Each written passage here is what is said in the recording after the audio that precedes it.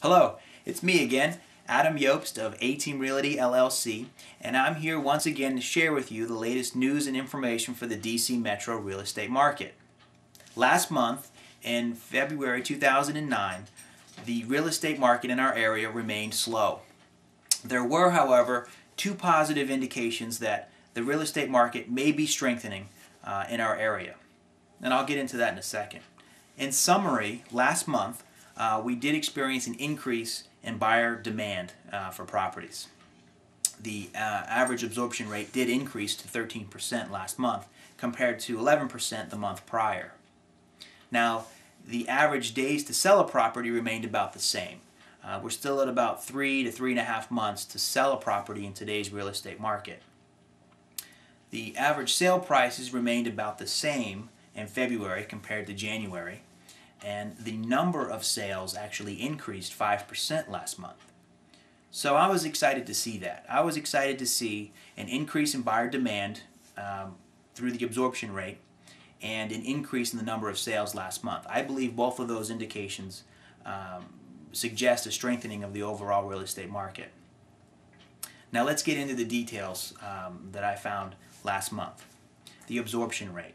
Now, as you may remember, the absorption rate is a measurement of the total of available properties for sale compared to the number of properties that go under contract every 30 days. In order to be considered a balanced real estate market, the absorption rate should be between 25 and 35%. And right now, on average, we're at 13%. And that's an increase from January, which is 11. So we're still way below that threshold, meaning that we're in a very strong buyer's market. Now, that being said, typically in April, we do see an increase in the number of properties available for sale. A lot of sellers will decide to put their house on the market for sale starting in the spring in hopes of selling it sometime either in the early spring or the summer. As a result, the absorption rates oftentimes go down after March, and I expect to see that again this year. I expect to see the absorption rate on average between 10 and 12% for the remaining part of the year, meaning that we're going to remain in a very, very strong buyer's market for the entire year.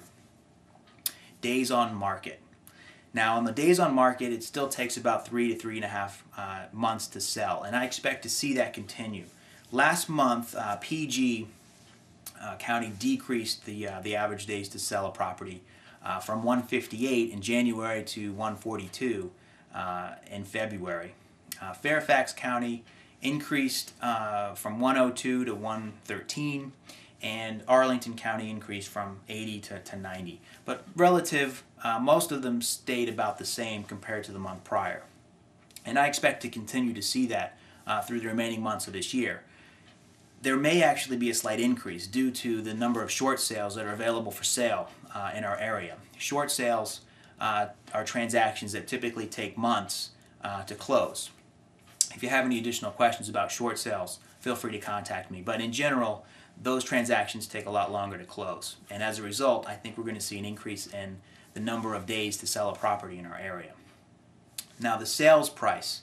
Sales prices last month remained about the same, with DC decreasing to the property values in DC decreased about 4% last month. PG County property values decreased about 7% last month, and in Fairfax County they actually increased to 4%. And those are just normal fluctuations in the market, and I expect to see sales prices remain flat for the entire year. The number of sales. The number of sales on average increased 5%, which is an indicator again that maybe we're starting to burn off some of that excess inventory we have in the marketplace right now. With the most significant changes happening in Montgomery County, where the number of sales increased 15%, almost 16% compared to January, the month prior. In Fairfax County, we also experienced an increase of about 8% in sales activity, the number of sales that closed in February.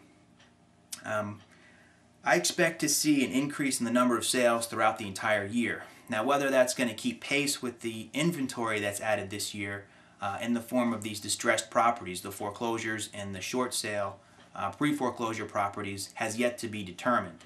I am predicting, however, that the absorption rate will remain between 10 and 13%, and the number of sales will remain high, but the excess inventory will offset some of that demand, leading to that average 10 to 12% absorption rate. So I do think the number of sales are going to increase. And as buyers get more and more comfortable purchasing these foreclosures and short sale opportunities, I think we're going to see an uptick in the number of transactions for the year. Keep in mind also that the government has also put together this awesome $8,000 tax credit that's going to further incentivize a lot of first-time home buyers to get off the fence and start purchasing these properties. So that's my summary of the market statistics for February 2009. If you have any questions about this, feel free to contact me. Again, my name is Adam Iobst. My telephone number is 301-785-7144. Feel free to call or email me with any questions. My email is on the website. Have a great day, and until next month, I'll see you then.